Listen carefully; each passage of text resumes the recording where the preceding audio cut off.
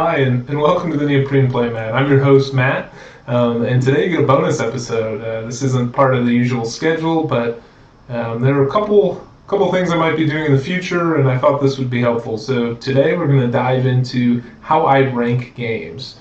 In other words, how do I come up with a number to say this is what this game is, and this is what that game is?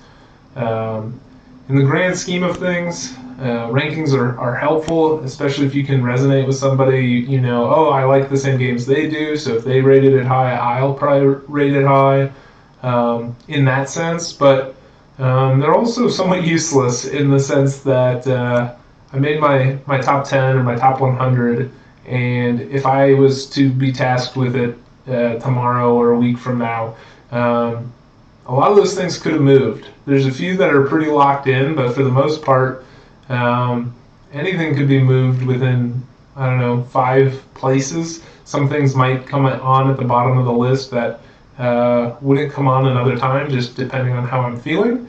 And that's because your mood drastically affects the way you want to play games. And so I really wanted to take a look at how is it that I'm going to rank games and how am I going to talk about games to say that I put them in a specific place in the top 10 or top 5 list, something along those lines. And so there are a few things I like to look at. To begin with, I like looking at how much I want to get the game to the table. Essentially, if anybody asks me, oh, do you want to play this game? If I say yes all the time, that's going to move it up in my ranking quite a bit. If I have hesitancies for whatever reason, maybe it's a long explanation, maybe it's just one that I have to be in the right mood for mentally. Maybe it's one that I don't particularly like the setup. If the setup takes forever, sometimes that becomes kind of a barrier to get it played, in which case sometimes that makes me not as apt to play a game. That said, though, how much I want to get it to the table when somebody asks me isn't the only thing I look at. There are plenty of games. One I can think of that I just played the other day that I absolutely love is Spirit Island. I love Spirit Island, and for the most part I would play that almost any time if somebody asked me to. But at the same token, I get worried sometimes with it if I have to teach it. I'm not poor at teaching it. It's just a long teach. There's a lot of different rules. It is co-op, so you can kind of hop into it without explaining everything.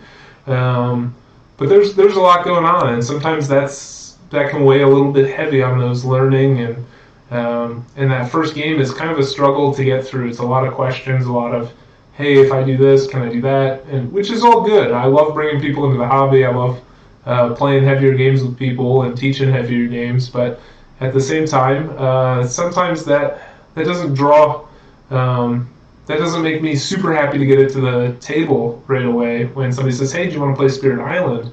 If I know they've never played before, I might sit back a little bit on that. That said, though, Spirit Island, this is a good example because this is one that I do enjoy a lot. And it's going to be moved up on other criteria. A great example of another criteria would be just the sheer enjoyment I get of the mental task of going through the operations of the game, right? Trying to figure out exactly how to approach a puzzle or a situation in the best way to get the best results. Spirit Island does a great job of that, and so that raises it higher on my list. Just a little quick peek. You'll see Spirit Island on some of my lists. So this was a little bit of a spoiler, but heyo. Anywho, but yeah, you want to know that the meat of the game is going to be fun. Another thing that I take heavily into consideration when looking at a game is whether or not it brings me into a flow state. So things that'll do this are card combos, quick turns. Turns that when your turn doesn't, you can start thinking about it as soon as your turn's over, rather than having to see the state of the board when it comes back to you. I think those things kind of make the game snappy, and when the game's snappy, at least for me, I find that I'm more immersed in the game and I'm thinking about everything while the game's happening, rather than finding myself kind of zoning out and waiting for other players to finish their turn. So for me personally, I like quick, snappy turns. I like being able to think about what I'm going to do as soon as I'm done with my first action. And it's okay if it changes a little bit, but there are some games where it doesn't even make sense for you to start thinking about your next turn until every other player has gone. And so that can make things fall on my list rather than go up.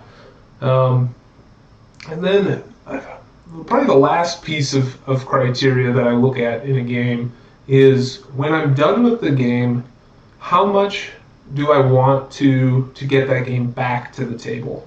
Do I want to set up another game night just to play that game? Or do I want to play that game right then and there, right when I finish?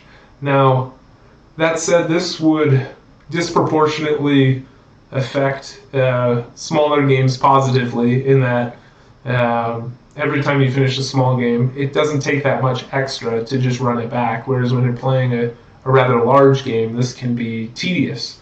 And so I take that into account as well. I don't want all of my list to simply be a bunch of small box games because I like to play them multiple times in a row.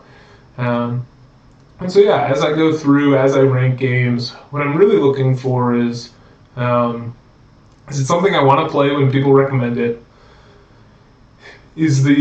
Am I going to get satisfaction out of the gameplay experience? Is it going to be intellectually engaging for me?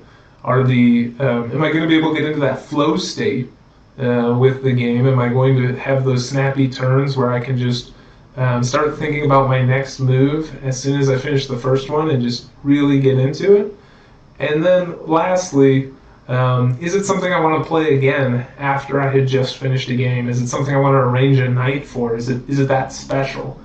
And so off of those criteria, I create lists that I use. Usually they're only for my personal use, but now that I've started this channel, I figure I'll start getting them out to the masses. Hopefully, it creates an opportunity for you to see what I like, and if your tastes align, maybe you can gain some influence as to whether or not you'll like or dislike a game based on what I have to say about it. Sometimes knowing somebody's doesn't have the same taste as you is just as important as knowing that somebody does, because it can signal you to kind of steer away from games as well. So I hope this is helpful. I hope you enjoy watching my rankings that'll be coming out probably every other week at this point on the weekends. But we'll see. We'll see how many lists I end up doing. If you have any particular lists you want to see, please put them in the comments below. I'd be happy to respond to some. Depending on what it is, if I've played enough games in the genre, I'd be happy to do a list on it. If not, then I might just have to pass. We'll see. But I'd love to hear your input. Let me know down below. Otherwise, keep on gaming and have a great day.